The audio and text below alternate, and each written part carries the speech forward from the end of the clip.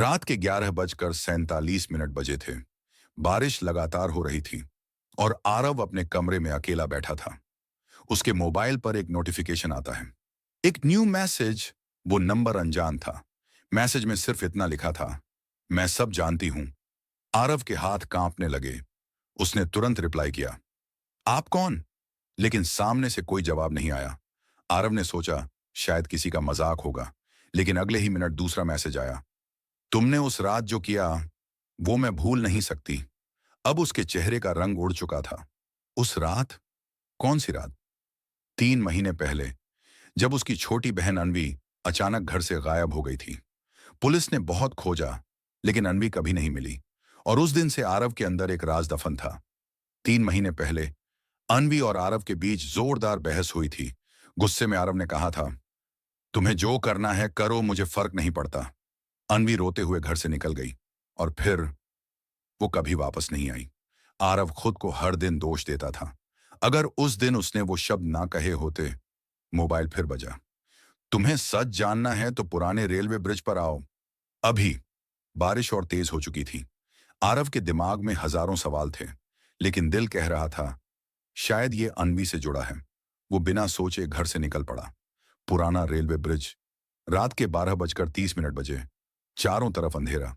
आरव ने कांपती आवाज में कहा, कौन है वहां? अचानक पीछे से एक लड़की की आवाज आई, भैया। आरव का दिल रुक सा गया। वो मुड़ा। सामने अनवी खड़ी थी, भीगी हुई, कमजोर, लेकिन जिंदा। आरव दौड़कर उसके पास गया। आंखों से आंसू रुक नहीं रहे थे। तुम कहां थी? सब लोग परेशान थे। अनवी ने धीमी आवाज में कहा, मैं घर छोड़कर नहीं गई थी, मुझे अगवा किया गया था। आरव हैरान रह गया।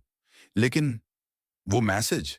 अनवी बोली, मुझे किसी ने एक फोन दिया था और कहा था कि अगर मैं भागना चाहती हूं तो तुम्हें मैसेज करूं। मैं 3 महीने से मौका ढूंढ रही थी। आरव की आंखों में डर उतर आया। कौन था वो? अनवी कुछ बोल पाती, उससे पहले पीछे से किसी के कदमों की आवाज आई। अंधेरे से एक आदमी बाहर आया। वो कोई और नहीं, आरव के पिता का बिजनेस पार्टनर था। तुम्हारे पापा ने मेरे साथ धोखा किया था, मैंने बदला लिया। आरव का खून खौल उठा, लेकिन तभी दूर से पुलिस सायरन की आवाज आई। असल में अनवी ने मैसेज के साथ अपनी लोकेशन भी शेयर कर दी थी। पुलिस ने उस आदमी को पकड़ लिया। बारिश रुक चुकी थी। आरव और अनवी एक दूसरे को गले लगाए खड़े थे। आरव रोते हुए बोला, मुझे माफ कर दो, अगर मैं उस दिन तुम्हें रोक लेता।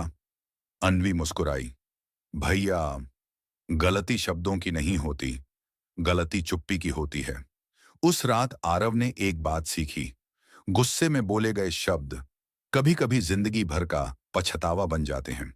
कभी भी अपनों से नाराज होकर ऐसे शब्द मत बोलो जो बाद में सिर्फ आंसू बनकर लौटें, क्योंकि हर किसी को दूसरा मौका नहीं मिलता, लेकिन इस कहानी में उन्हें मिल गया।